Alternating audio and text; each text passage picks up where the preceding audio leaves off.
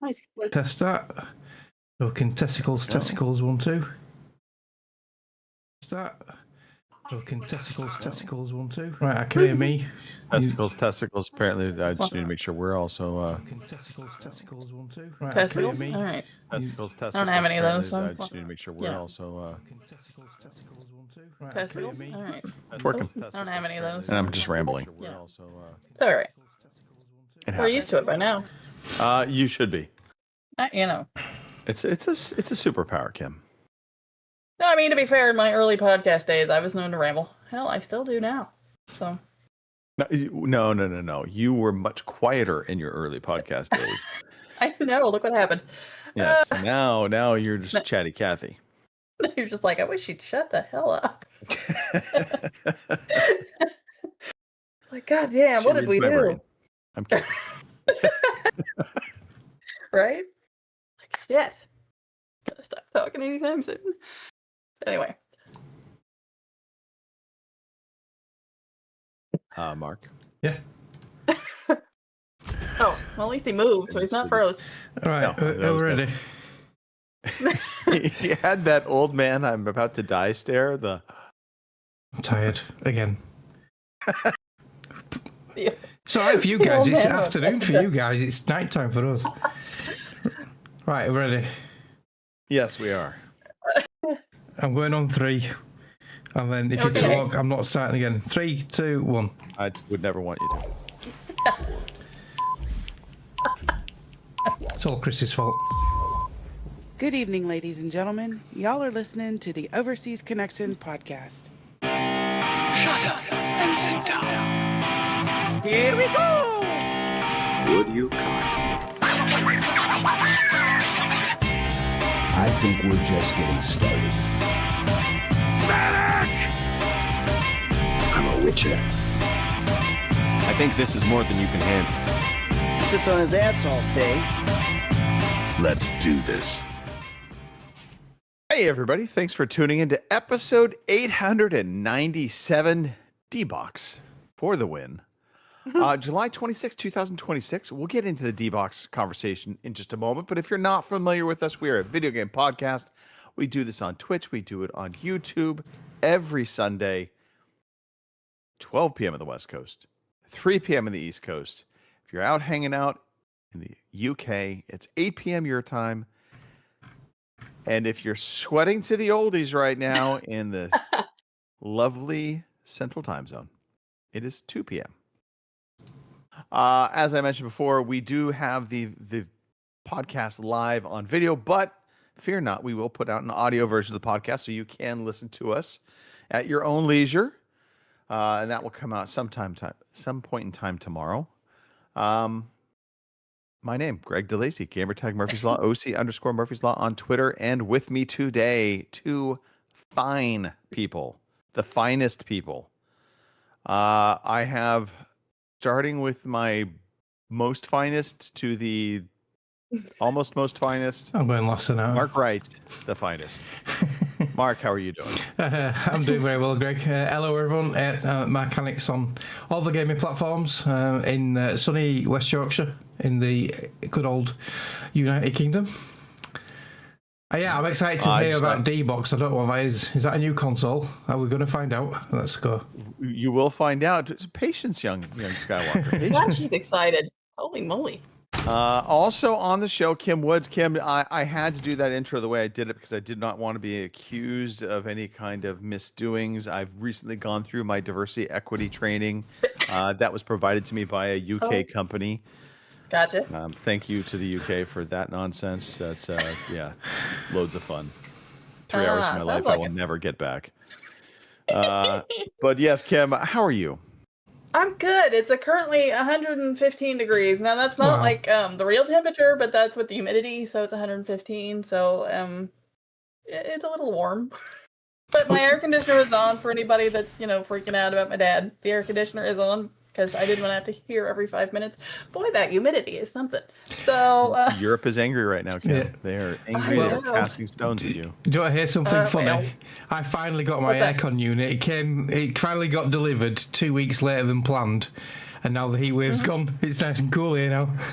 Well, Typical. you've still got August around the corner, so you never know. Yeah, and it'll come in handy next year. Yeah, There you exactly. go. Yeah. So anyway, I'm here at GamerGirl27 on everything pretty much, but mostly Xbox. So ready to do a show.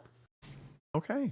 Well, Yeah. according to our birthday lists, nobody was ever born on this day or Yeah, I the didn't find coming anybody. week.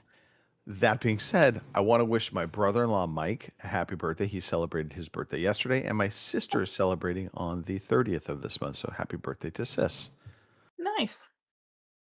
All right. You want a birthday song, Greg? I mean, they'll never listen to it, but why not? It's your birthday. It's your birthday. Happy birthday.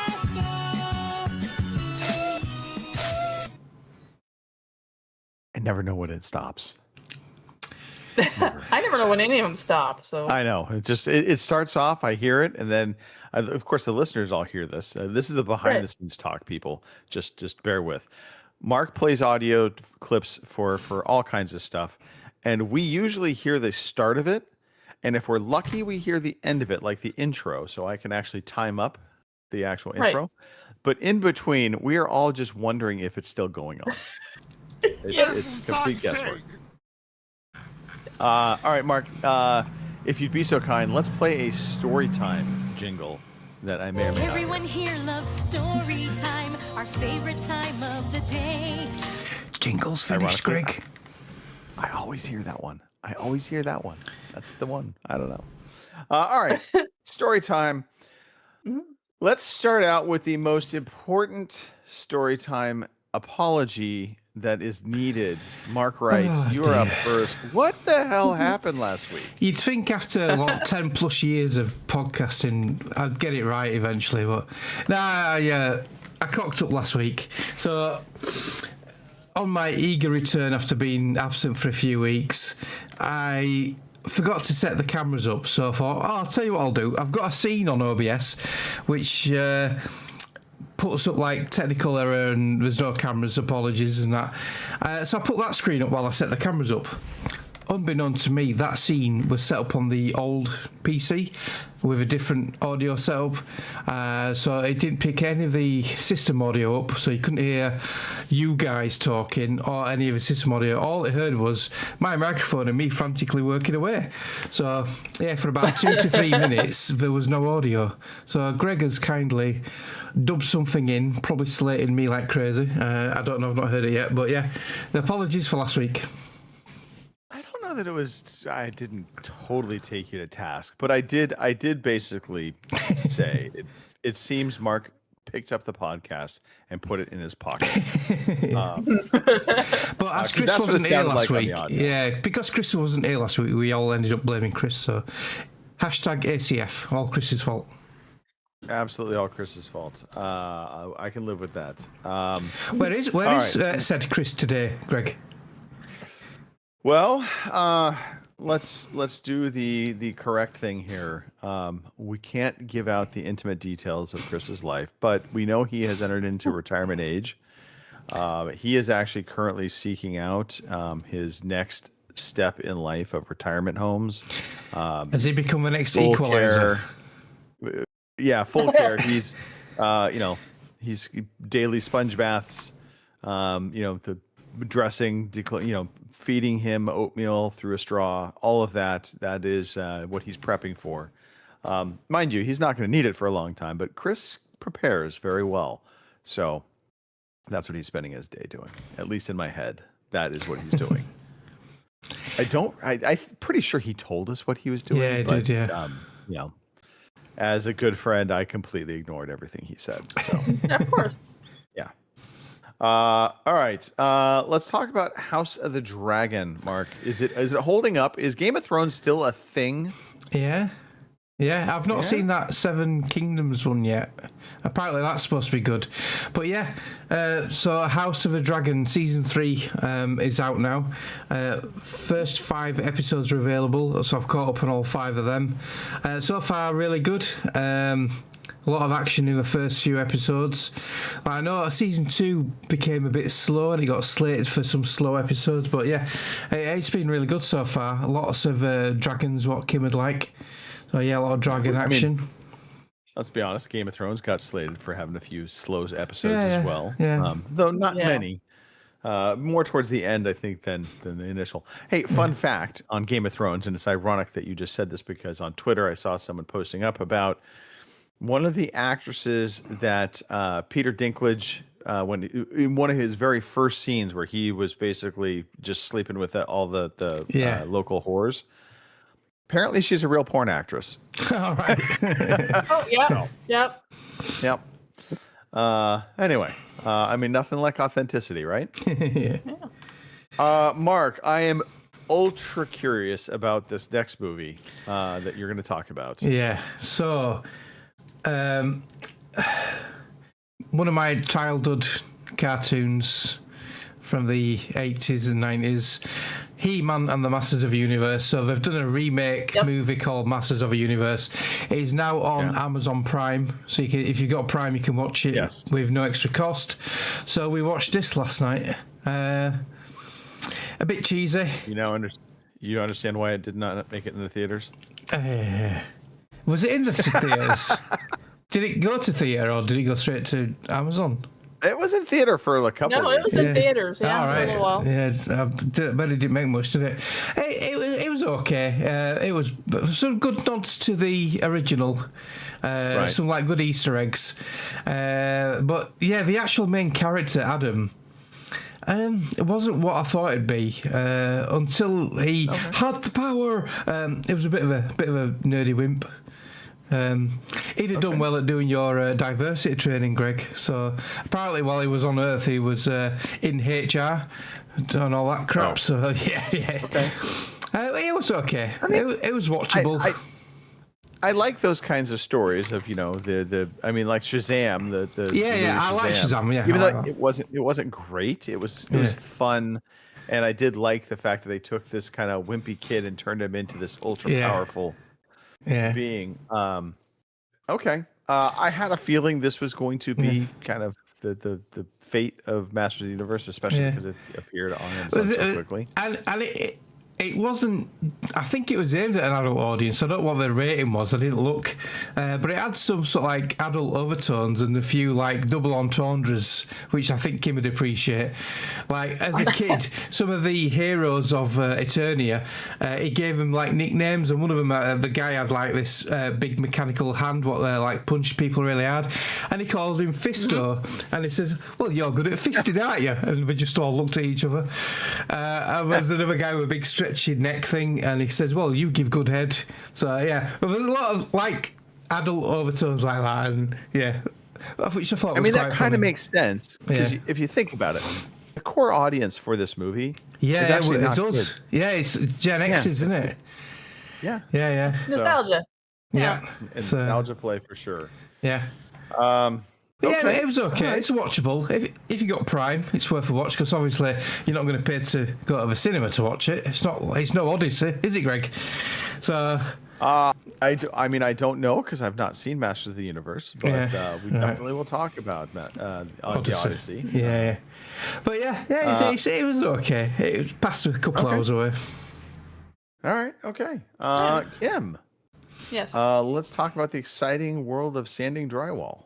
Not bigger, but then this week was kind of, I don't know, it was kind of a quiet week, so whatever. I'm just throwing anything up there now. But no, I got around, I talked to you last week about I had to fix some stuff because of my cats being assholes, and so this week I got around to sanding the drywall to see if I'm going to have to go and, cover it up with a little more mud to patch the claw marks, and it doesn't look too bad. Of course, now with the humidity, the last thing I want to do right now is paint because it would take forever to fucking dry with dehumidifiers running. So that'll be a project probably when it gets a little cooler, maybe in another week or two, and I can at least paint it so it doesn't look like I put a body or something because my wall and then patched it because it is kind of a big spot. But home improvement kind of continues at least when I'm in the mood for it because. Yeah, I've got more places that I need to fix, but it's just like, all right, I'm not doing it when it's 115 degrees outside. So. Are these all from your cats trying to escape? You could say that. I'm starting to wonder.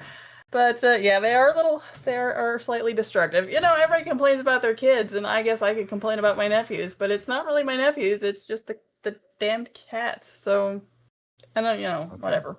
So it's part of it. Other than that, let's see, what else? I bought some solar powered bug lights, bug zappers. I didn't realize this was a thing until here recently.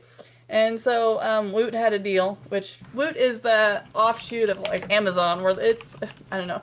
The best way I can put Woot is kind of like a big yard sale. They take a bunch of extra stuff that Amazon gets and they put it on there, and you can usually get it for pretty cheap. So they had these battery-powered bug lights, and our front porch is really bad, especially in the summertime with flies and mosquitoes and that sort of thing, and it's annoying as hell. So I thought, well, I'll get these and try them out and see how well they work, because I got 2 for like $30. I didn't think that was a bad deal. Well, they work fairly well. The only thing is, with, of course, them being battery-powered, if you want to leave them on all the time, the battery only lasts about 12 hours. I mean, it's got a solar power thing on it that it's supposed to recharge itself with the sun, but I don't know. I don't know if it's a weak solar panel or what, but it doesn't seem like it can keep up. So, but then it's been rather cloudy the last few days, so maybe that's why. It just hasn't had enough sunlight to charge itself. So, I mean, they seem to be doing their job, except I can see already where I'm gonna be charging these damn things up like every 2 days or something, because the battery, like I said, the battery only lasts about 12 hours or so. So, and I mean, it's even got a deal where you can set it to where it only comes on of a night. I don't know how well that works for flies. I don't know. Flies move around at night. I don't know. But I mean, they do. Right. But they're less active at night, for sure. Right. So I'm not sure how that's going to help my fly problem necessarily, but for $30 for 2 of them, I can't complain. Although I did have to laugh, and I got a picture of it on my phone because it was funny. On the box, it shows where you can put this in your kitchen or your bedroom. And all I can think is, why the hell would you put a bug zapper in your kitchen or your bedroom? I mean, the kitchen, I kind of understand if it's a high traffic area, lots of doors opening and closing. The bedroom, 1,000% understand, and that's for that one time where the mosquito's in the room with you, and you're like, motherfucker, because it just buzzed my ear. And then then the rest of the night, all you can think about is the mosquito going to buzz my head again? So having a bug zapper in the room and then hearing that satisfying bzz, that would put me to sleep right away. All right. Well, just hearing that and then a little puff of smoke from the machine. Yeah. The little arc. It usually arcs. There's a little zap of light to it. It is pretty satisfying. I actually really recommend the bug zappers. 2 things to know though. So some of the outdoor bug zappers will come with like an attractant that basically will attract the mosquitoes. The important thing to understand, that's going to attract more mosquitoes than are probably going to get killed by the bug zapper.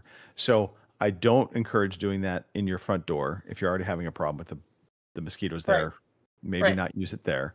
And then I would say like at least a good 50 feet away from where you're going to be. Like if you're like going to put it like in the backyard where you guys eat, again, kind of you want to draw them away from you as opposed to drawing them closer to you with the hopes that they're going to die.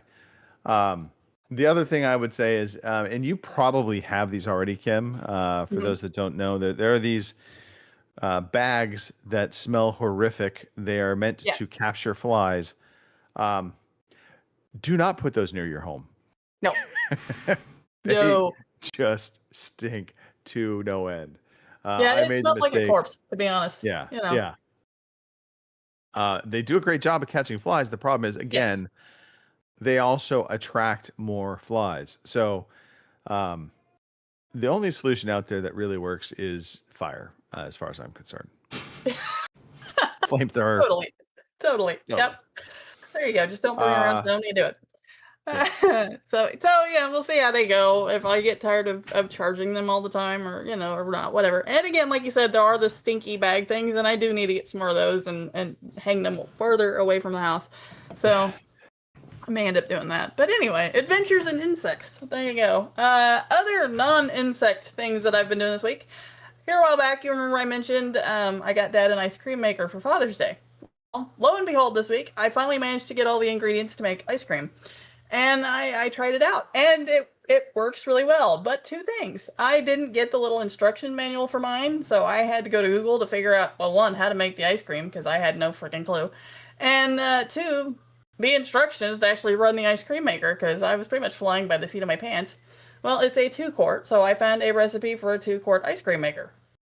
Fine, right? So I put the milk and the cream and the sugar, and then I made strawberries, so I put the strawberries in there. And fun fact, if you didn't know this, if you're making ice cream and you don't want like the big crystals of ice in it, Yes. vodka. Put vodka in the ice cream, like 2 tablespoons of vodka, and that does away Little for with you, the ice little for crystals. me. That works. Right, exactly. So I did that. I only had sweet tea vodka, but in the strawberries, it did make a difference. So Okay. fun fact: A couple if you tablespoons of make ice vodka cream- just into the Yeah. mix. yeah, vodka or Grand Marnier, and there was another one, but I can't Ooh. remember what it was. Okay. But- All right. We're talking So, my see, there language you now. go. Yeah. Anyway, you mix all that up. You put it in the fridge because the mix, which I didn't understand at first, but the mix has got to be cold like the bowl when you put it in the ice cream maker, right? So I did that. Let it sit for 3 or 4 hours in the fridge. It got cold. So I go and I pour the mix in the ice cream maker, which was my first mistake because I did not know this until after the fact. But you have to leave a little bit of a gap at the top of your bowl of the ice cream between the mix and like the top of the machine because ice cream expands when it freezes. I didn't know this.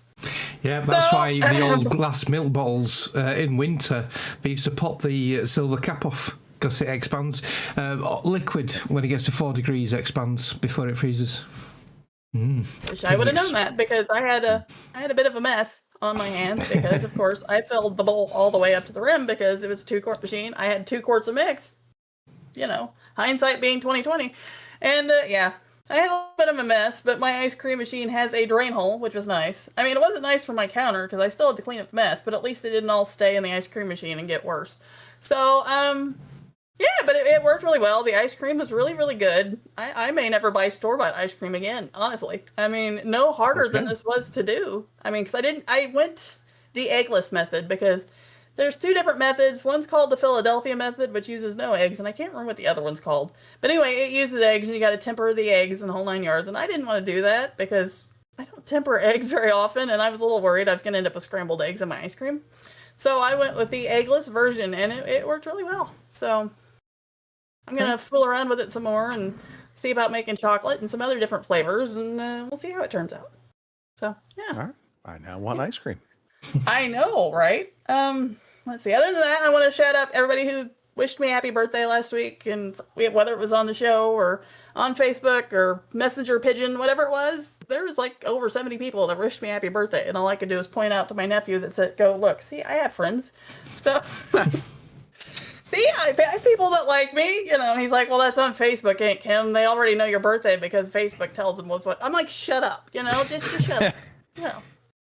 Damn. Or if it's like my Android phone, it tells me the week beforehand, which I'm like, why are you telling me this person's birthday is next week? I don't care. Right. And then the next week shows up and you've forgotten because of course your phone doesn't go off. So yeah, I get that. Which is funny, my phone went off and wished me a happy birthday. So I'm like, oh, at least my phone likes me. Anyway, other than that, that was it for me this week. So what about you, Greg? Let's hear about this D-Box Mark's so excited about. Speaking of birthdays, Cindy and I went and celebrated her birthday this past week. Went out to a really nice dinner at a restaurant called Josephine's, and we had a tremendous pork chop. This thing probably was 3 inches thick. It was just a nice big pork chop steak, and they cooked it to perfection. I mean, I struggle barbecuing pork chops. I always tend to overcook them just because I'm afraid that I'm going to undercook them. Mm-hmm. This was like butter. It was so good. So, yeah, pork chops. I always forget about them. Right. And they're fantastic. Yeah, I like pork chops. Okay, so D-Box. What am I talking about? So there is, let me back this up a second. We went to go see the movie The Odyssey. So Did you see date night Friday night? Did you see it in IMAX? We did not. Apparently you got to watch it in IMAX 70mm to get the full experience, but there's only like 4 cinemas in the whole fucking world what shows it in 70mm. Yeah. I chose Oh to no, 8. watch So it. there's 4 in the UK. I think there's 7 or 8 in the US. So Well, I chose to watch it using the D-Box seats. So so the it's a D-Box C. seats. Yeah, Is it like a 4-dimensional one? Yes. So it Right. rumbles, it moves slightly. Right, okay. And I just want to say, I've sat in these seats before, and I was like, But because Odyssey has been so popular, these were the only seats available for us for the showtime. So I was like, you know what? That's fine. It works so well. So there are scenes out in the ocean and the seats rocking a little bit back and forth, and I was just like, okay, I'm feeling immersive to the movie now. So I also, during the trailers, there's a new movie coming out called The Other Mommy. Oh yeah. Horror movie. I've seen a trailer for that. Yeah, it looks Scary good. as shit looking. Yeah. And we're sitting in the D-Box seats, and of course, anytime there's jump scares and bullshit like that, the seat is like vibrating, like shocking, and banging. like scare you. Yeah. Oh yeah. Yeah. And I just turned to my wife and I'm like, we will never sit in these seats during a horror movie. There's a few good horror movies coming soon. Yeah, I've seen a couple of trailers this week. Yeah. I will look forward to hearing all about it. Right. I'm such a chicken when it comes I to like that horror stuff. movies. Yeah. I can't do it either. I like suspenseful. I don't really care for like the full-on horror. So you prefer something like Weapons? Have you seen Weapons? Yes, That's I did great. see Weapons. That's brilliant. Yeah, I love that movie. Good, creepy, Yeah. just the right amount of tension. But you don't like stuff like Evil Dead Rise. No, Yeah, I love that as or like well. all of the old Halloween movies. Yeah. Michael Myers, Yeah, Jason. yeah. Those just, I'm like, no, I'm Yeah. out. But the Odyssey, it's good. I don't think it's great. I Right, don't okay. necessarily think it's as great as everyone's making it out to be. The user reviews are giving it higher ratings than the critic reviews, apparently. I might stand more with the critics. I think that it probably could have only been 2 hours and it would have been just fine. I think the first third of the movie, there's a lot of setup that doesn't necessarily land great. I think they spend a lot of time just kind of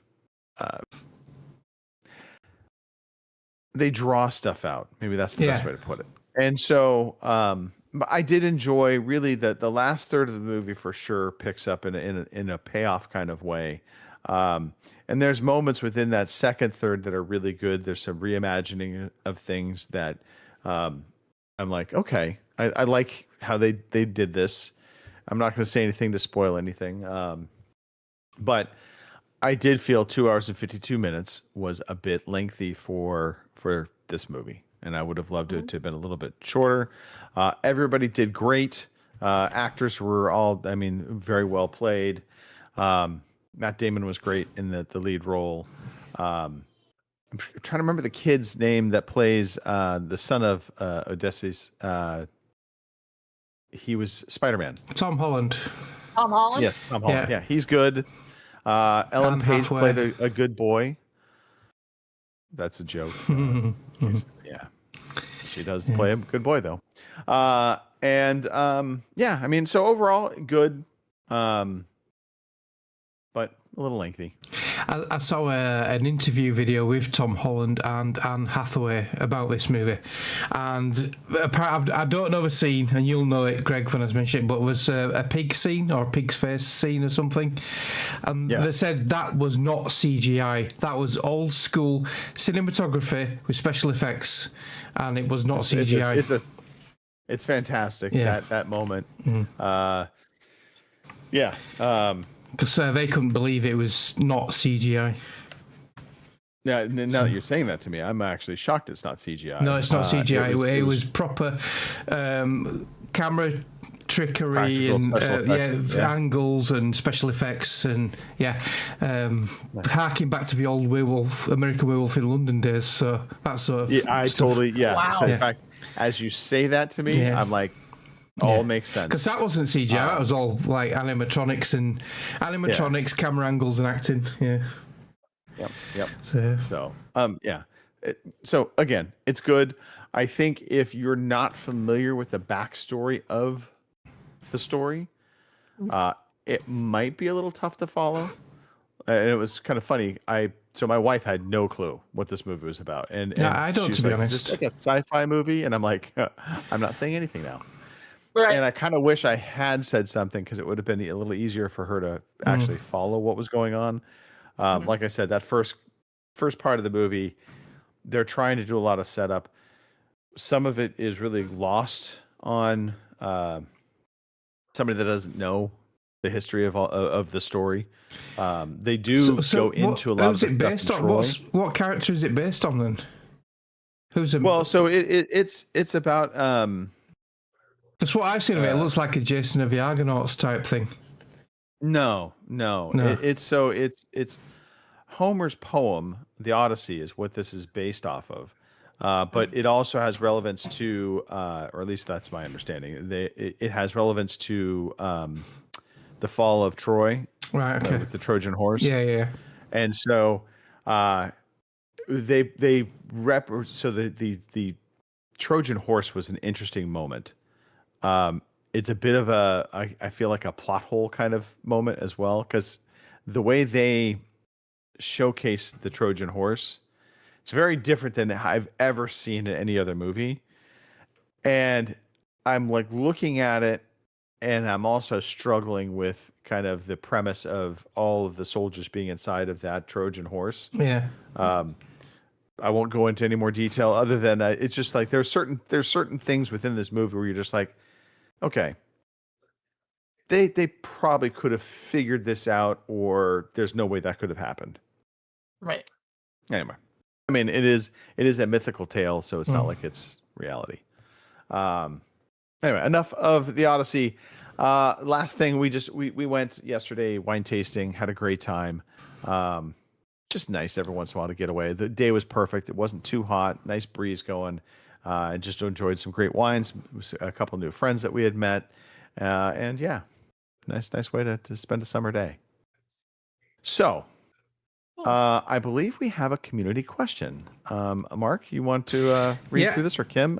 Take your pick. I don't care. So this is from Mustang X4. Been a community member quite a while now, and he has put, "You played an early access game to completion. A while later, the game developers come out with a major update that adds a fair amount of content. Do you pick up where you left off and play the new content, or do you start over from the beginning?" That's a great question. Mm-hmm. I mean, I can go first. Yeah. I will say it all depends upon how the content is being added, and I think that's probably the right framing here, because you've played it through to completion. Is it like bonus end missions? Is it a new prequel kind of missions that are added to the game? Because rarely do we get a game where it's like, we've added all this new content that kind of filters into throughout the game. Usually it feels like when they add content, it's usually bonus missions at the end or bonus missions at the front. Or a new area what's unlocked. Yeah. If I have to play through the entire game all over again to get to the content, I'm probably not doing it. If I can just go to the missions, like it's a DLC that you can just start up right away, then I'm inclined to play it. Right. Yeah, I'm in the same boat. I would just do the new content. Like normally with these sort of early access games, they normally add a new area and some new enemies and stuff, like on Enshrouded or Windrose or something like that. So yeah, I wouldn't start again on that. But on the very rare occasion, I'm looking at you, Minecraft, when they add a major update, you have to start a new world for them updates to take effect in that world, otherwise you won't see them, which sucks because you got to start again. But yeah, Minecraft is the only game where I've had to restart worlds to enjoy the new content. But apart from that, I wouldn't start again, mainly because of time commitments more than anything. I mean, Minecraft is a little bit different in that. Yeah. It almost always feels like anytime you're playing it, you're kind of, unless you've been building out a city or something, you can kind of just pick it up and start over again. Yeah. And that's okay. Right. Kim, what about you?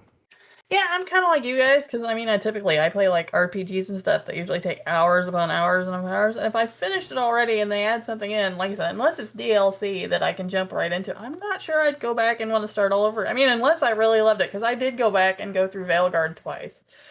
And I've started, I don't know how many times on Baldur's Gate 3. But I mean, like I said, honestly, yeah, I can see where I'd start something and then probably quit halfway through because I've already did it. So, yeah, I mean, if it's DLC where you can jump right into it, then yeah, I'm more likely to go back to it. But if it's like you said, if it's something you've got to start the entire game over again, it would depend upon the game.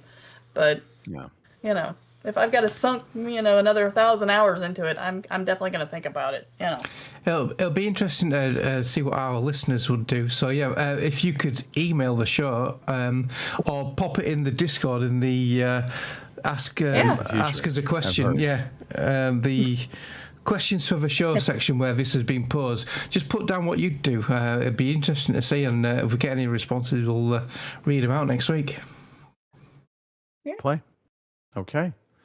Well, let's continue forward. I know we're at the end of the month, so we're not really going to be talking about the games we get for free that we pay for.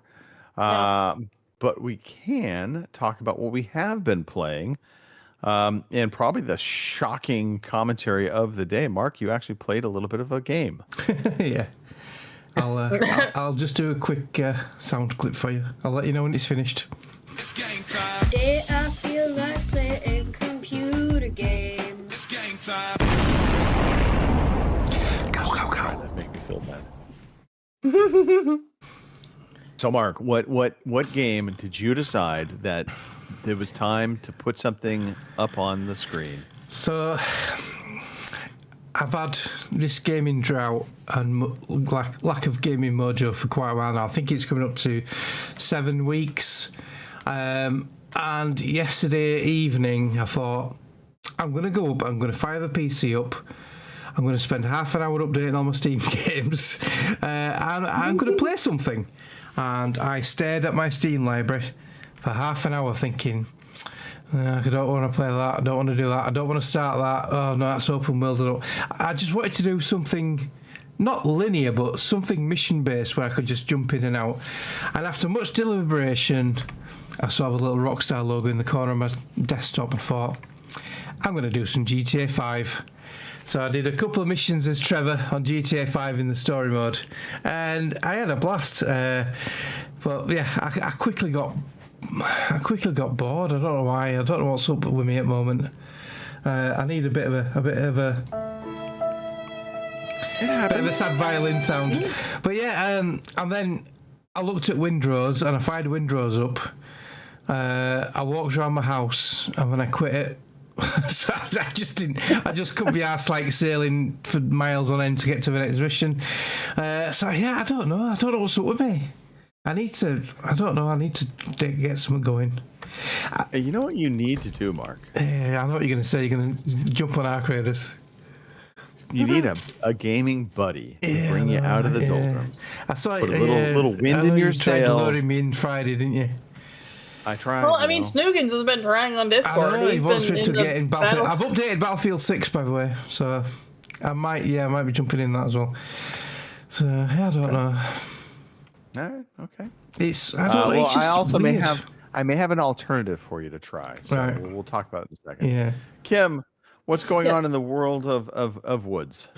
Well, I've been I played a little Vampire Crawlers this week. Not really anything new to report. I'm still plugging away at it because I know there is an end game to it. Because I mean, there was with Survivors, so that's kind of where I'm going with that. I'm still enjoying it. You jump in, play for 15 minutes, jump out, and you're good to go. But honestly, I've become addicted to drag racing on Forza Horizon 6, and I'm not sure what I can do about it. I will be right back. I'm going to step away real quick. All right.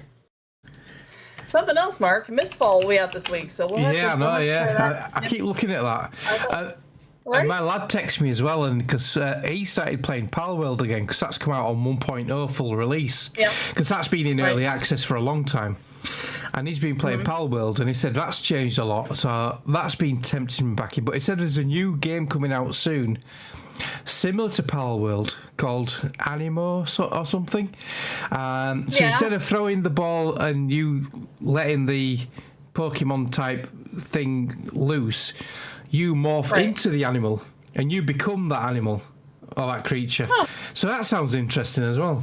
So I'm not sure about that, but that Mistfall, that's like a fantasy extraction, which for an extraction game, I've never known it set in the fantasy realm before. So it's like Ark Raiders set in Elden Ring area sort of thing. It does look really, really good.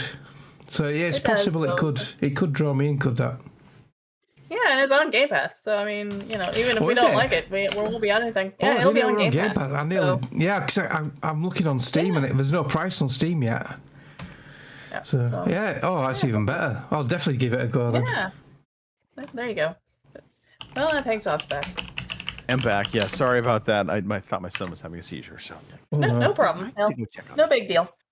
I mean, the seizure's a big deal, but you know. Yeah. Forza Horizon 6 has created a problem in me, but I like drag racing. It's fun in this. I like this. Yeah. You know, my dad used to drag race back in the day before I was born, so I've heard all his stories and all that. And now that they've actually got proper drag racing in this now, I mean, last night me and Anthony and Boomer sat there for hours, and we picked one drag strip, and it's all we did. We went into our cars, we tuned them up, we come back, and we just to see how fast we could go. And my shtick is I do this. I pick like the stupidest car, put a drag tune on it, and that's what I do. Is it a 70 or 77 Jimmy? Anyway, the big GMC Jimmy they start you out with. I made a drag car out of it. Nice. That fucker. It'll go 8. It'll go about 8 flat. So I'm pretty tickled with it. And I don't know. It's just fun. So I call those cars, Kim. That's the sleeper car. You know, you make it look like a hunk of junk, and you pull up to the drag strip and you light them up. Yeah. So there's about 3 different drag strips in Forza, and each of varying length. There's a quarter mile, half mile, and then there's a full mile one.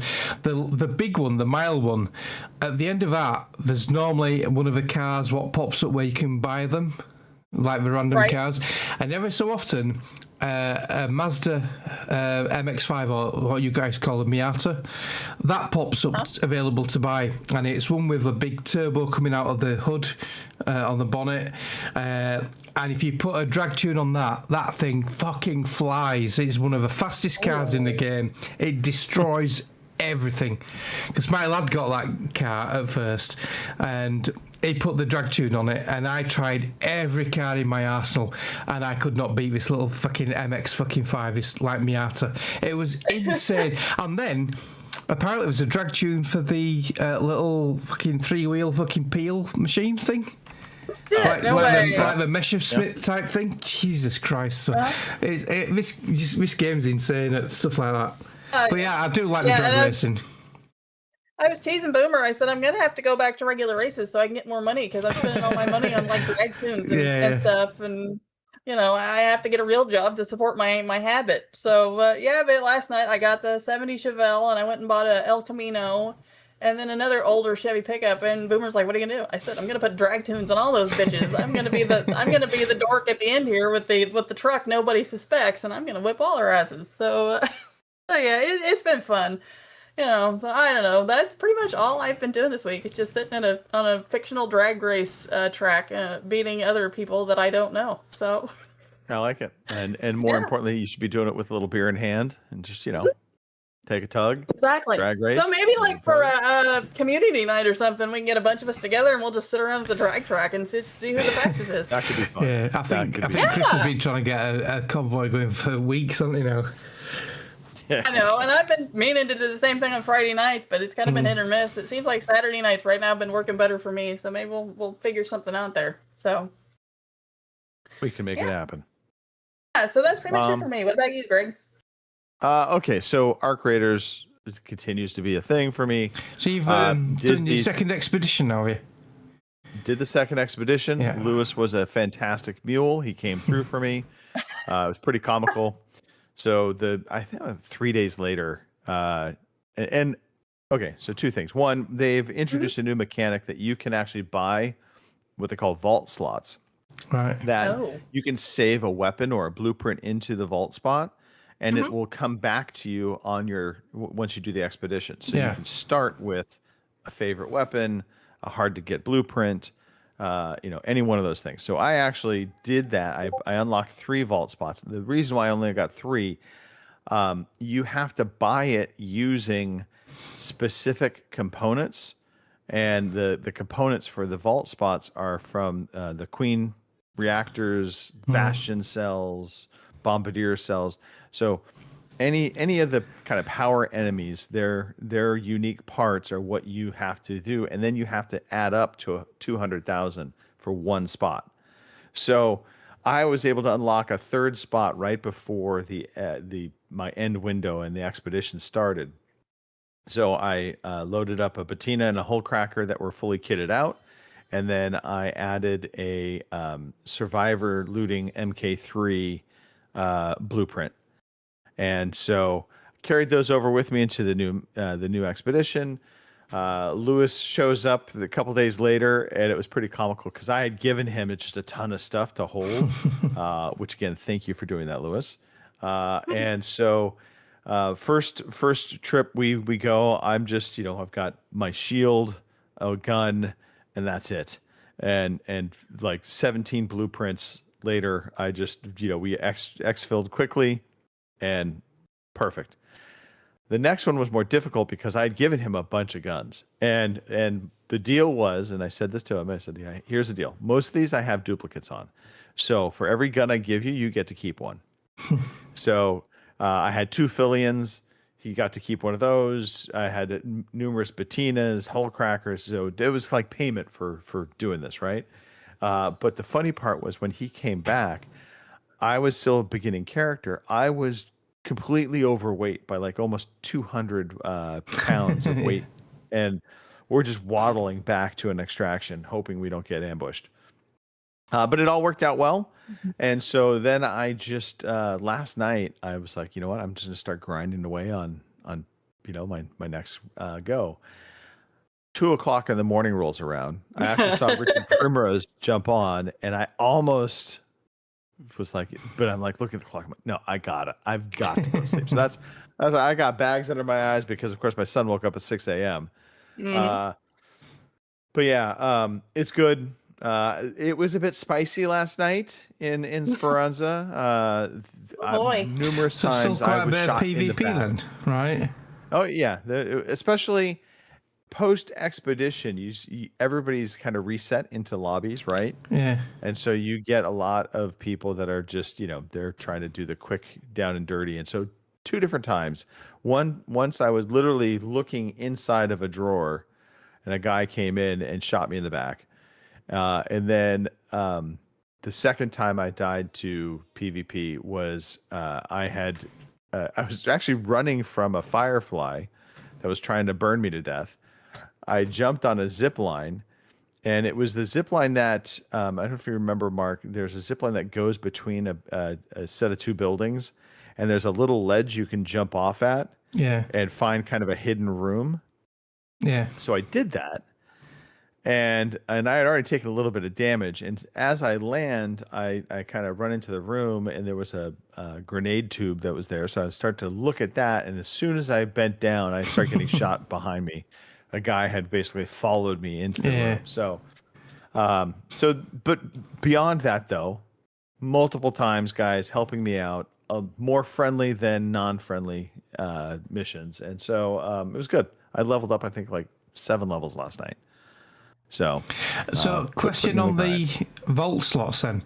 So when you say you can take a blueprint, do you actually have to have the actual blueprint, or is it something you've learned and consumed? Can you take that, or do you have to have the actual blueprint? Great question. No, you have to have the actual blueprint. Ah, it's a shame, isn't it? So I found the duplicate of it because I'd already learned it. On just a random. All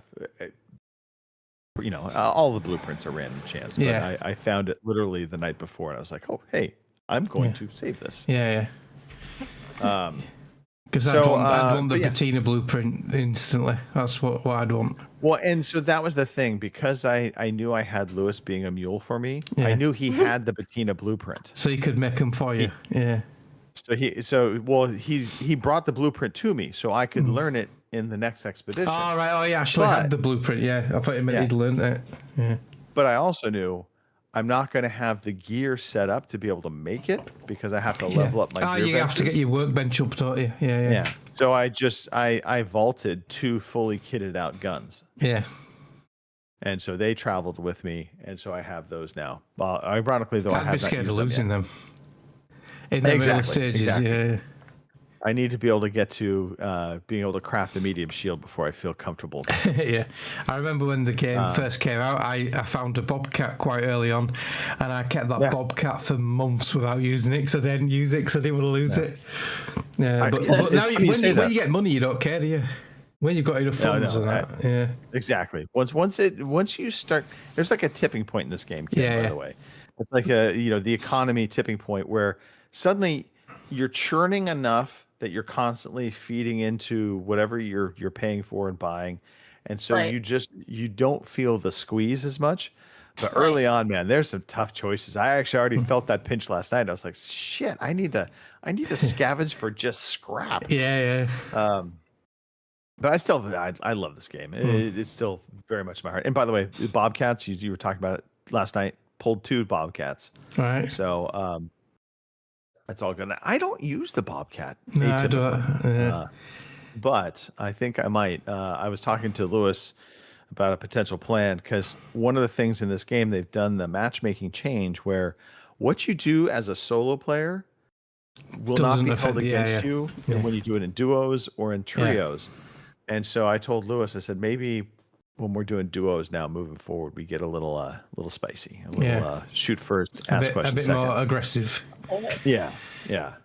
So the Bobcats will come in handy for that. Yeah. A game that might help you, Mark. All right. It may or may not help you get out of your funk. 007, First Light.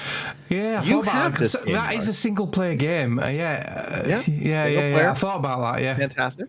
Yeah. Here's I thought about citing Cyberpunk, but then the daunting task of it being a massive game put me off. But yeah, that's a good call. That 007, it is really well done. I think you would very much enjoy it, especially the opening. The opening mission is one of the best openings to a game I've played in a long time. Right. I just think they nailed that tutorial kind of opening. I will say this, though. It is very cutscene heavy at times. And when you're tired, it loses me a little bit. Like last night, I started to play this for 30 minutes. And it was a big section of walking through the laboratory area, and I was getting kitted out with some new gadgets that I could use, which was cool and fine and all, but I just found myself getting even more tired because there wasn't really anything to do. You're following Q around the lab. You go to a couple different spots, you test out a weapon here and there, then you're following Q into a couple more cutscenes and looking at new gear. And I was just like, I hate to say it this way, it was a little bored. And I know you mentioned that the other night, and I'm like, so for me, 007, I have to be awake for this game. This can't be a game I play when I'm tired at all. Right. Makes sense. But it is well done. As I say that, I'm going to totally contradict myself. The cutscenes are really well done. The acting is well done. It's a decent enough story so far. So, it's like I'm kind of holding against all the cutscenes against the game, and I think it's just because I've been tired. If I was more awake, I'd be, just enamored with it because, like I said, it is that single player kind of palate cleanse type game. I do wish the controls handled a little better. I'll say that. Might be different on PC. On the gamepad, especially shooting is a little, it's not as crisp. And coming from Arc Raiders, which the shooting mechanic in Arc Raiders is fantastic. Yeah. 007, it's just like when you think, when you pull a gun up to aim down sights, and where it is actually aiming is very different from how Arc Raiders handles it. And I'm playing so much Arc Raiders, I'm just expecting it to be kind of that snappy, kind of better centered aim. And it's like when you first pull the gun up, it's almost like he has the gun pointed down towards the ground. So you still have to raise it up further. It's a weird mechanic. And the over-shoulder stuff, again, some of the control scheme could be better. That said, still a good game. All right, I've rambled. I don't think we have a quiz this week, unless, Mark, you made a quiz. No, I didn't know. Okay. Because we had this big in bold letters, I made a quiz, which I'm pretty sure was from Robin last week. So I did not make a quiz either. What we do have, though, is some news. Here is the fucking news. Heard that. All right. So this is, we're gonna dive into this first news story. Xbox ad-supported Game Pass cloud gaming test. So Xbox is running a limited voluntary test of a free ad-supported cloud gaming option for the Xbox insiders, letting you stream select games you already own without Game Pass in exchange for watching short ads before each session. How the test works. It's only for the Xbox insiders right now with an Xbox account, obviously. You can stream titles from your own library. So if you have Forza Horizon 6, 007 First Light, etc., or certain free-to-play games like Call of Duty Warzone, Genshin Impact, and War Thunder. No Game Pass is needed. This is the first way to cloud stream your own games without a paid subscription for Xbox. The ads are up to 2 minutes of ads play before a session starts. Ads will not interrupt gameplay. And then session length, 1 hour per session with countdown warnings to continue. You'll watch another ad block before resuming. So basically, it's an hour of game time, ad supported at the front, 2 minutes of ads. Then you can play without having to pay a subscription to Game Pass or Xbox Online. Well, I guess the Game Pass now. And then within an hour, if you're still playing, you'll get a countdown warning, and then you'll get another ad-supported block. I mean, it's no different, I guess, than the way they handle some of the Amazon Prime stuff these days, and the it was Netflix, I think, has ad support now too. Oh, the basic tier one, yeah. And that's what this is. This is an option. So if you have Game Pass Ultimate, you're not obviously going to encounter this. But if you don't want to pay for Game Pass Ultimate, but you want to be able to play your Xbox games or free-to-play games on the system, it seems like an interesting way to go about this. And it says only games that you own or that are free to play are included, not the full 1,800,000 plus cloud-supported titles. So again, in terms of the cloud gaming component to this, if you don't own something, but it was on Game Pass Ultimate, and you decide to go to the free tier route, you're not going to have access to those games.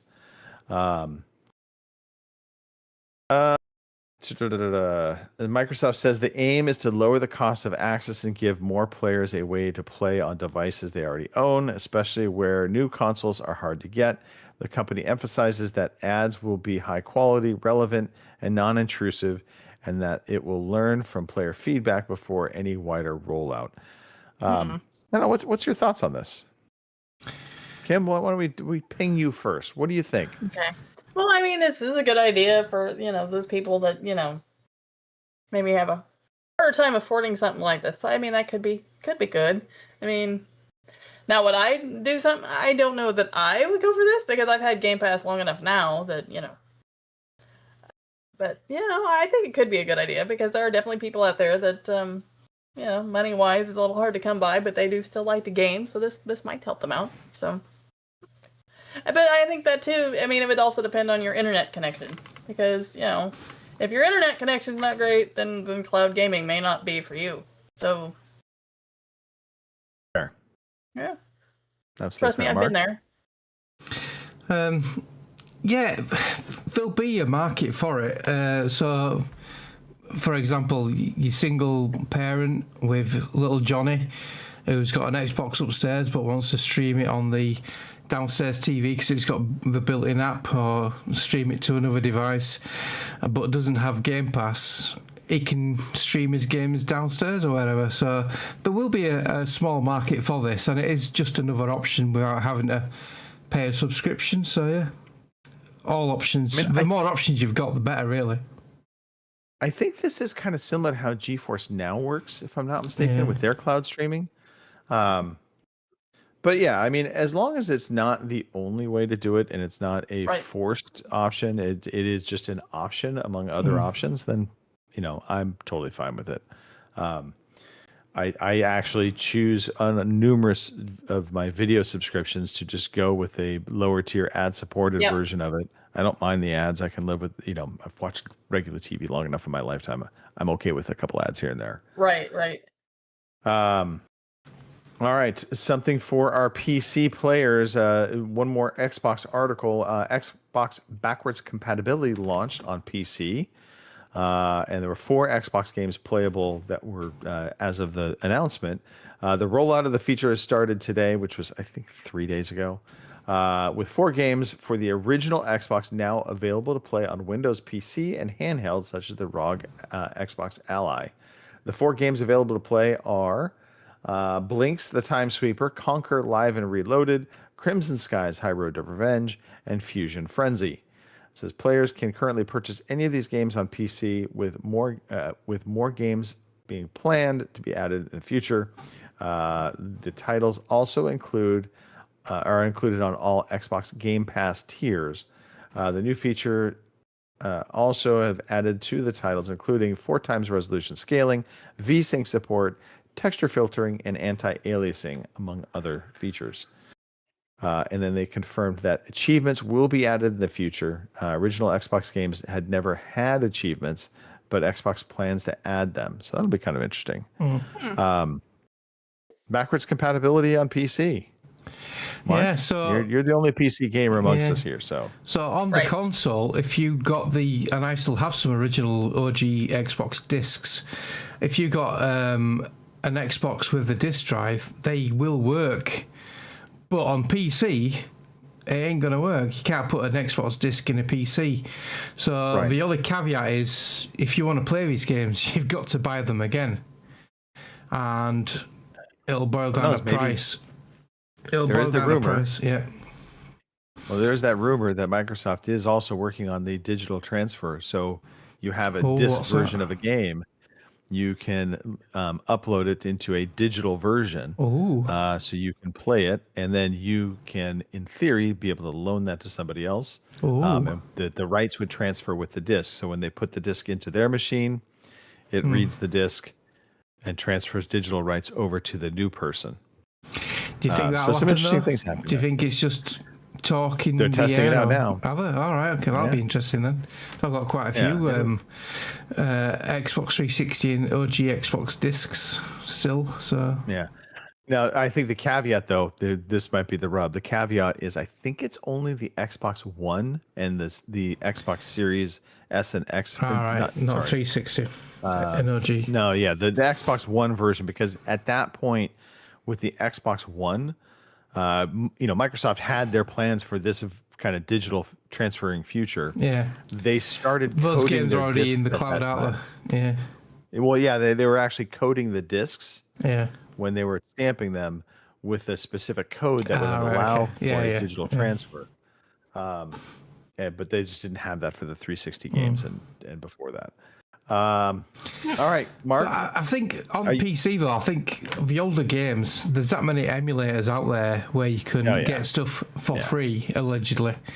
I'm not sure how much people will pay for them, but yeah, it's like I said, it's another option, isn't it?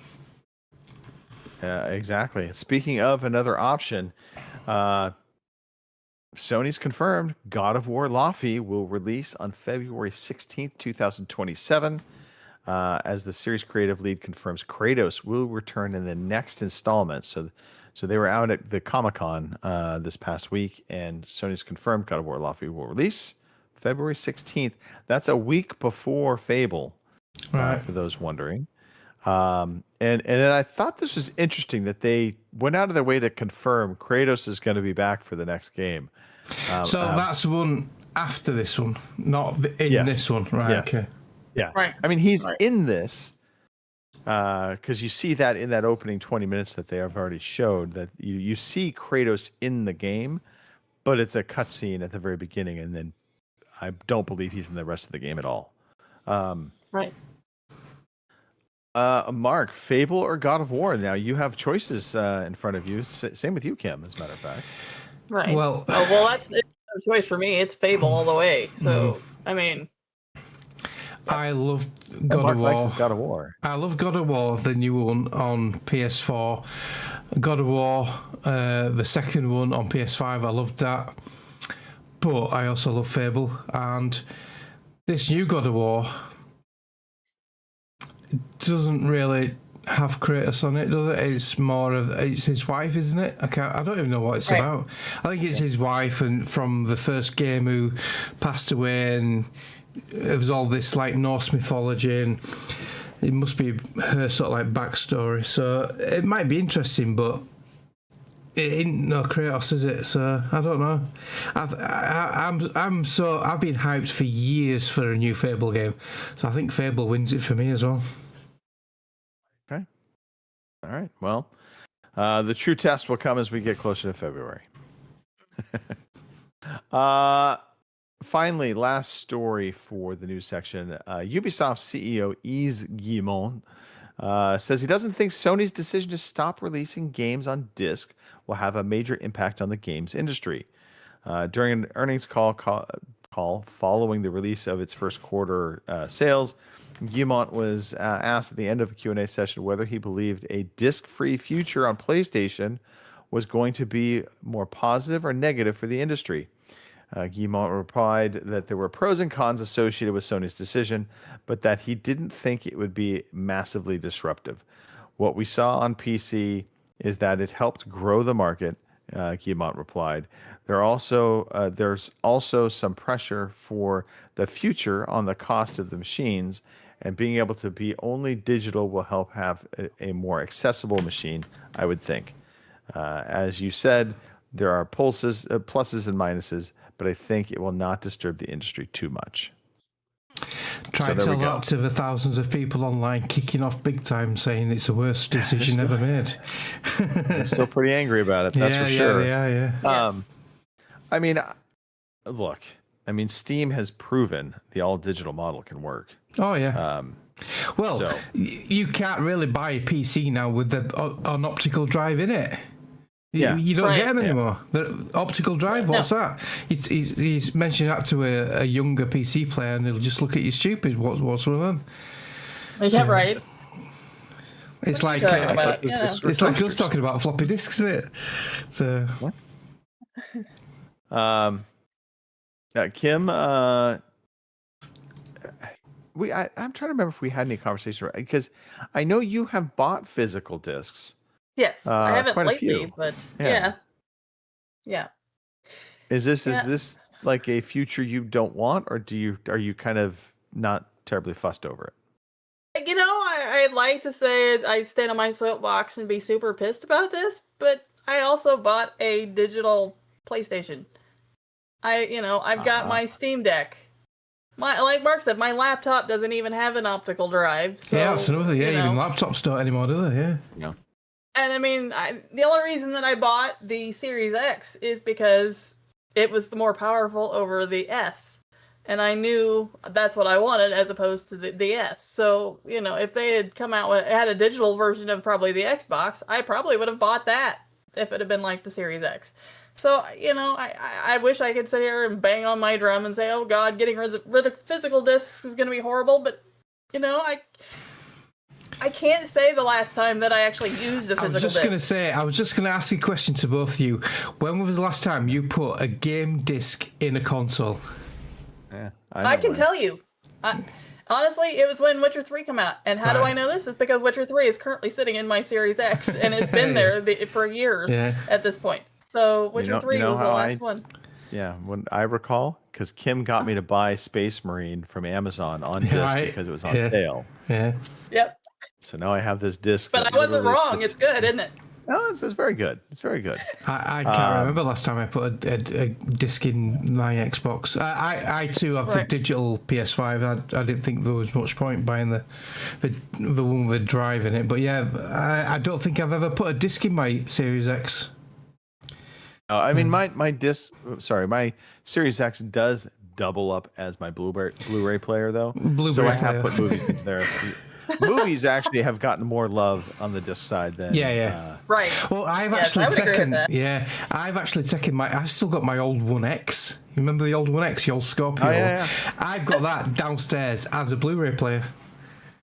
So, a funny story. Well. I had given mine to Anthony, and I had forgot that thing had a disc drive in it. Anthony actually had to show it to me one day. He's like, "Aunt Kim, what are you talking about? He's got a disc drive," and he hits the button, and the game comes out. And I'm like, "Oh, well, son of a bitch, I'd forgotten." Okay. Tells you all you need to know right there. It does. It does indeed. All right, that was it for the news. A little light on the news this week, but we do have quite a lengthy new release schedule, Kim. Let's talk some new releases. Alrighty, your new releases for this week, and there are quite a few, so strap in. We have Forever Skies for the Xbox Series X and S on the 27th. EverQuest Legends for the PC on the 28th. Go North for the Xbox Series X and S and PC on the 28th as well. Gothic Classic for the PS5, Xbox Series X and S on the 28th. Halo Campaign Evolved for the PS5, Xbox Series X and S, and PC on the 28th. Either one of you going to be replaying the Halo campaign? Probably check out the extra missions. I didn't even know about it until today. I've put it in the WhatsApp group chat. Is this a new game? What is it? And then Rob said it's a remaster. So we've already remastered this once, haven't they? So I remember on the Master Chief Collection, Unreal Engine. Yeah, you could press a button on the Master Chief Collection on Combat Evolved where it went to the old graphics and then back to the new graphics. So they've done it again. So, Well, but they did add some content. So there are some prequel missions in this. Right, okay. There's 3 extra missions. Right. Yeah, well, there you go. Well, it'll be out the 28th, and I'm pretty sure it'll be on Game Pass. So, unless you're on PlayStation, which I guess if you're on PlayStation 5, you finally get to see what all the fuss is about. So there you go. That's a big thing, isn't it? Halo on PlayStation. Yeah. Company of Heroes 3 Final Stand for the PC on the 29th. One I am looking forward to, actually the next 2 are ones I'm looking forward to, but Dispatch is on the Xbox Series X and S on the 29th. I have it on Steam and I played through the first episode, but I'm excited to play it on my Xbox. Mistfall Hunter for the PS5, Xbox Series X and S, and PC, and also on Game Pass, the 29th. Yeah, I'm looking forward to that I'm glad you told me about that because I was going to buy that on Steam, so I'll definitely be downloading that on Xbox, on the Xbox app on PC. I'll probably have to make some room on mine to download it. Because for I those have who a don't tendency know, to download every game I have. Yeah, so. Mistfall Hunter is an extraction game, but it's set in a fantasy realm, like an Elden Ring type thing. So I think this is going to be really interesting. This might be. Hopefully, it's not balls hard like Elden Ring. Yeah. But because honestly, I'll admit it. When it comes to something like Elden Ring and shit, I'm terrible, and I just die, and it aggravates me. So. Hopefully it's not that. But anyway, we'll find out on the 29th. The King is watching. Is he a pervert? Anyway, it'll be out for the PlayStation 5, Xbox Series X and S, and the Switch on the 29th. We'll find out then if he's a pervert or, what he's watching. Hell, I don't know. Truckin'. Okay. Truckin' is supporting me from another world. That is the title. Okay. I kid you not. It'll be out for the Xbox Series X and S, the PC on the 29th. And I guess we might be able to figure out what the hell that even means. I don't even know. Jotun Slayer, Hordes of Hell. Now, see, I can figure out what that means because that's probably some sort of, Nordic. Game. Nordic mythology. Right. Jotunheim. Yeah. And it'll be out the 30th. So there you go. Shard Squad. Say that one about 3 times fast because, it's what it is. Shard Squad for the PS5, Xbox Series X and S, Switch 2, PS4, my god, they've thrown it on everything. Xbox One, Switch, and PC. All except Android and iOS. It's not there, but I bet it will be there eventually. But it'll be out July 30th. Turnip Mountain. Okay, Turnip Mountain. I have questions. But anyway. I wonder if it's like a spinoff from Turnip Boy, but I don't know this. Turnip Mountain. I guess we'll find out. God, PlayStation 5, Xbox Series X and S, Switch, and PC on the 30th. It's a what? Tell me. 16-bit black and white game. It looks awful. Oh, all right. Well, never mind then. I mean, you know, I like the Turnip Boy games, but I don't think I'm going to like that one. Yeah. Void Train for the PS5 out on the 30th. Xenoblade Chronicles 2 for the Switch 2 on the 30th as well. And last but not least, we have The Relic. And then in parentheses, we have Greg, question mark. I didn't do that, by the way. Somebody else did that. It wasn't me. Anyway, The Relic, First Guardian for the PlayStation 5 and PC on the 31st. And those are your releases. I think that's all of them. Should be. Yeah. Kim, I'm with you. Dispatch is probably the most on my radar out of all the games listed here. Right? I don't suppose that's coming to Game Pass, is it?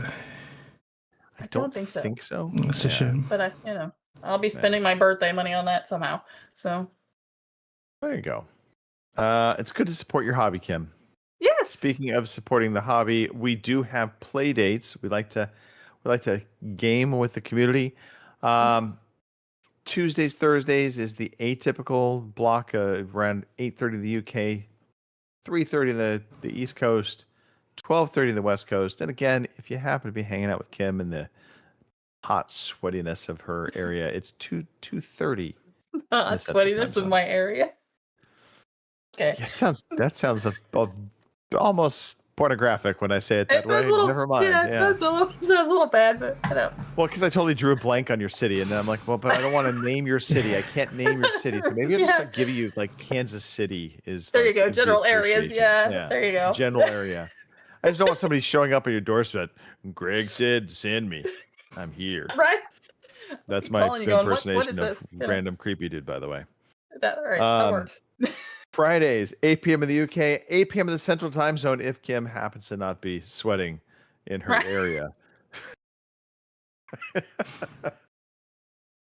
I think Forza 6 Horizon Convoy. That the Forza Horizon 6 Convoy makes a lot of sense. Right. Especially Yeah, and I mean, it's not Convoy. Friday night. We're usually on Saturday nights, so if you see me on and I'm playing Forza Horizon, more than likely we're probably drag racing. So if you want to hop on and drag race, or we might eventually be pulled away to do something else. But yeah, if you see us on there, Get a bunch of you together, and you guys are just all draggers, and that's good. just be a bunch of drunken drag racing. Why not? I mean, Kim the drag queen. Well, there you go. All right. Before we go, I think it's been a quiet day in the chat. I could be. It totally has. wrong. It's just I been have not Mark. been paying attention. And then some dude I banned. Yeah. So, Some dude you banned. Okay. Yeah, I can play this now. Ban that motherfucker. Ban that motherfucker right now! I did. Yeah, it came good. But by the way, why did you ban Snoogans? What did he say that was so bad? I'm trying to figure this out. I don't know. I wouldn't ban Snoogans. He likes to drink Fireball, so It's one of his redeeming qualities. One of the few. It is. We love Snoogans. Almost We as much do. as we love Gary DeFelice. Which should say a Gary. lot. I get it that my fantasy football starts tomorrow, so I have Oh. work to do after this. Yeah, Gary because what is it? actually Like texted 50 me. days and football starts. Yeah, So It yay. is. It's right around the corner, Kim. Yeah. Summer camp. The spring training is here. It's not spring training. It's Training camp. spring training. Yeah, training camp. Just training camp. Yep. Yeah. Just training camp. Spring training. We're a little past that.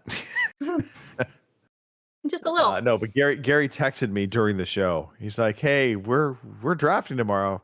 You probably want to make some moves." And I'm like, "I know. I'm just dreading it." So anyway, yeah, I got to cut a bunch of people off my squad. It's time. I've got to just. I'm doing the tear down rebuild. It's a rebuilding year for you, then, huh? Is that what It you're is a saying? rebuilding year for me. Speaking of a rebuilding year, Mark, Yes. you can email the show if you had feedback. You could also do the Discord thing. Yeah. They could email us about the question of the week this week, about the additional content in a game on early access. But yeah, they can get us We at highly encourage. ocpodcast@gmail.com, or they could tweet us at OC_podcast, because we still call it Twitter. Greg refuses to call it X. I do. too. I do. Because It's a dumb name. I'm sorry. I love what Elon would we Musk, by the say? way. Yeah. I'm an Elon Musk advocate, but If they're not tweeting a us, what dumb would you name. call that? yeah. I mean, are they Xing us? I mean, I don't even. What the hell? Yeah, it just I sounds don't wrong, even doesn't know. it? Xing. I've just X'd you. It does. Yeah. Right. It's just like sweating in your area. It's not good. That's Anyway, not good at all. no. We do have a Discord though. It's the future. Yeah. According so to I've been Mark. told. Yeah. We're here. We're in the future right now on Discord. We are. That's how Yes. crazy this podcast is. All right. Shout outs. Let's start it off with the random greatness person that I didn't start the show off with. So we'll start with Kim. There you go. All right. I'm going to shout out you guys. It's always fun to come on here and just talk about anything and nothing, and a little bit of gaming thrown in as well. Shout out to Boomer, who wasn't on the show today, but he did just move to his new place, so he's still going to get things set up. Although, I have to laugh. He does already have his Xbox set up, because as we were playing last night, he's like, I haven't got it where I wanted it yet, but it's sitting on a tote, so at least I got it sitting somewhere, so at least we can play games. I'm like, well, that's important. Go for it. Shout out to my cousin's husband Neil. He's got a birthday this week, and I didn't think about it when we were doing birthdays. But Jenna, who's also a fan of the show, it's her husband's birthday this week. So happy birthday, Neil. Other than that, I hope everybody has a good week this week, and I will pass you over to Mark. I want to shout out Chris. Hopefully he's back next week, so we miss you, Chris. We miss your quiz. A shout out to you two, and a shout out to the lonely chat who's been I know nobody. kicking a few tumbleweeds around this week, hasn't it?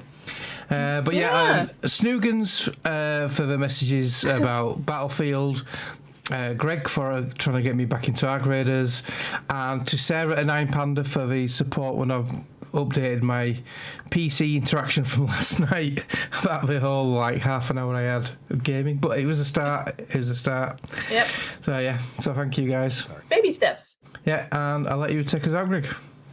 All right. Shout out to Mark for baby steps. Shout out to Kim for remembering her brother-in-law. Is that the No, my cousin's husband. cousin's husband? So what Yeah. would he be to you then? Like I don't know. I guess he'd be a cousin. I mean, yeah, okay. cousin by marriage, I guess. Sure, that sounds good. Yes. All right, we'll go with that. Also nice slightly fellow. I like him. forgettable, apparently. So don't take that against you, Neil. It's she at least remembered you in the end. He'll get me at the next family dinner. I can hear him already. Shout out to Mr. Matthew, wherever you are, Mr. Matthew. We do hope you have found the right care home for your future. It's important. Don't. I think don't that's sleep a on this ruse. boat. I think he's gone because he's retired from the army. He still wants some action, so I think he's either doing sort of like the Equalizer thing. He's doing secret covert missions on his own. Oh, you think he's a seeking mercenary? vengeance, or he's like Reacher, and he's just being a nomad, and he's traveling around the country, helping people who need him where he is, and just beating the shit out of people. That's how I see him in my head.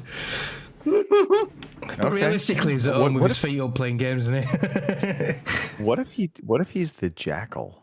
Yeah. Remember that? Yeah, you never know, do you? Matthew, you have things to answer for now. All right. On that note, I can't think of another thing to think of, so I will say this. Thank you for visiting. Thank you for hanging out. Even if you weren't here live, hopefully you enjoy the audio version of the podcast. Error-free, we almost promise. I hope. We'll see you next week. Sunday night, same old madness. OC in the speakers. Let's go. From the US to the UK, yeah, we're keeping it tight. Every Sunday night, yeah, you know where to be. 4 voices, 1 crew, 1 community. Yeah. Greg's in the tank top, running the show.